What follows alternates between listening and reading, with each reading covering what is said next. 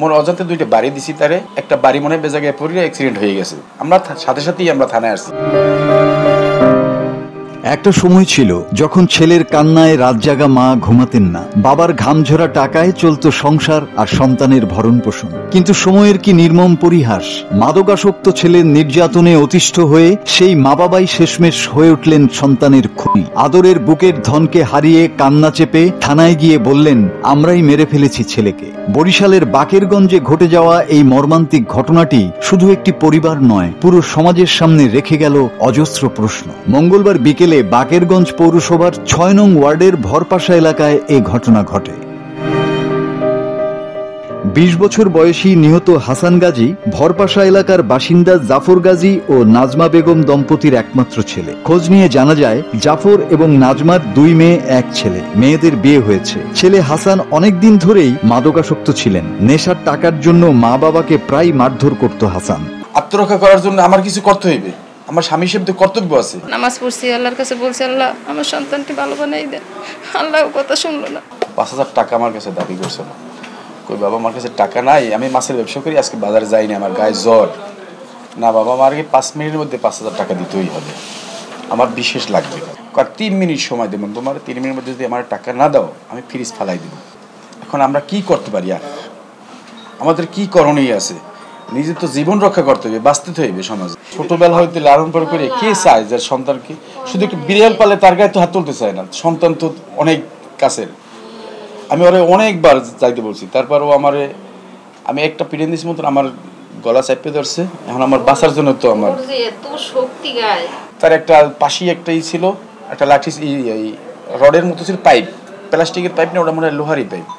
আমি মোর অজান্তে দুইটা বাড়ি দিছি তারে, ২-৩টা, একটা বাড়ি মনে বেজাগায় পড়ে অ্যাক্সিডেন্ট হয়ে গেছে। আমরা সাথে সাথেই আমরা থানায় আসছি।